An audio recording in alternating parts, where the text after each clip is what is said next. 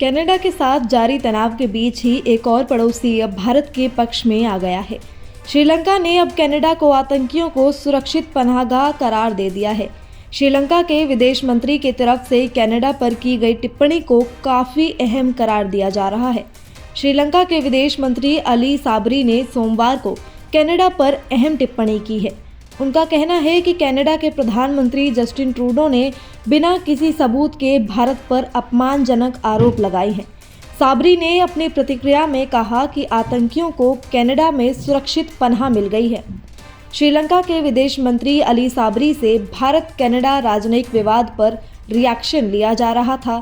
साबरी ने कहा कि ट्रूडो पहले भी इस तरह के आरोप लगाते आए हैं और ऐसे में वो इस नए विवाद पर हैरान नहीं है। उनके शब्दों में कुछ आतंकवादियों को कनाडा में सुरक्षित पनाहगाह मिल गई है। कनाडा के प्रधानमंत्री ने बिना किसी सबूत के कुछ अपमानजनक आरोप लगाने का यही तरीका अपनाया है।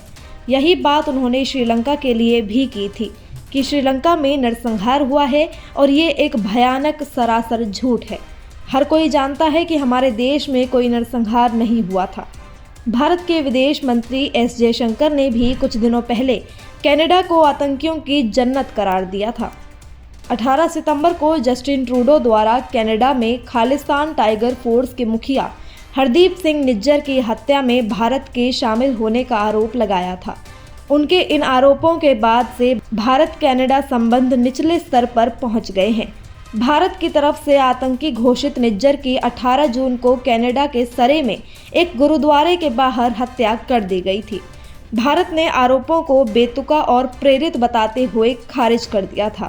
साबरी ने कनाडा के संसद में एक पूर्व नाजी सैनिक को सम्मानित करने पर भी ट्रूडो पर हमला बोला।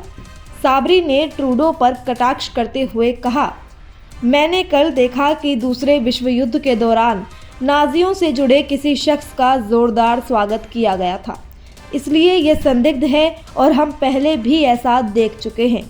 मुझे हैरानी नहीं है कि कभी कभी पीएम ट्रूडो अपमानजनक और बिना प्रमाण के आरोपों के साथ सामने आते हैं। पिछले दिनों कनाडा के संसद में यूक्रेन के राष्ट्रपति व्लादिमीर ज़ेलेंस्की के भाषण के दौरान 98 साल के यूक्रेनी यारोस्लाव हुंका को कनाडा के संसद हाउस ऑफ कॉमन्स के अध्यक्ष ने सम्मानित किया था। हुंका द्वितीय विश्व युद्ध के दौरान यूक्रेनी डिवीज़न, जिसे एसएस डिवीज़न गॉलिसिया के रूप में भी जाना जाता था, उसके साथ थे। खालिस्तानी आतंकवादी हरदीप सिंह निज्जर की मौत में भारत का हाथ होने की आशंका जता रहे कनाडा पर श्रीलंका सरकार ने सवाल उठाए हैं। श्रीलंका का कहना है कि कनाडा में कुछ आतंकवादियों को सुरक्षित ठिकाना मिल गया है। साथ ही उन्होंने निराधार आरोप लगाने पर कनाडा के प्रधानमंत्री जस्टिन ट्रूडो पर भी सवालिया निशान लगाए हैं।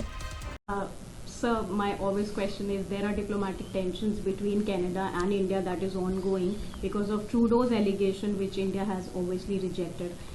What will you say on that and on India's response, since we know that Sri Lanka has too suffered from various forms of terrorism in the last decade? Yeah, we have always suffered, and some of the terrorists have found safe haven in Canada. Canadian Prime Minister has this way of just coming out with some outrageous allegations without any supporting proof. The same thing they did for Sri Lanka, a terrible, total lie about saying that Sri Lanka had a genocide. Everybody knows there was no genocide in our country. And I saw yesterday he had gone and given a rousing welcome to somebody who have associated with the Nazis in the past on the Second World War. So this is questionable, and we have dealt it in the past. We have categorically rejected those outrageous allegations. So I'm not surprised that sometime Prime Minister Trudeau comes out with outrageous, unsubstantiated allegations. बता दें कि जून में आतंकी निज्जर की Canada के सरी शहर में गोली मारकर हत्या कर दी गई थी। बीते हफ्ते ट्रूडो ने कनाडा के संसद में ये मुद्दा उठाया और खालिस्तानी की मौत के तार भारत से जोड़ दिए।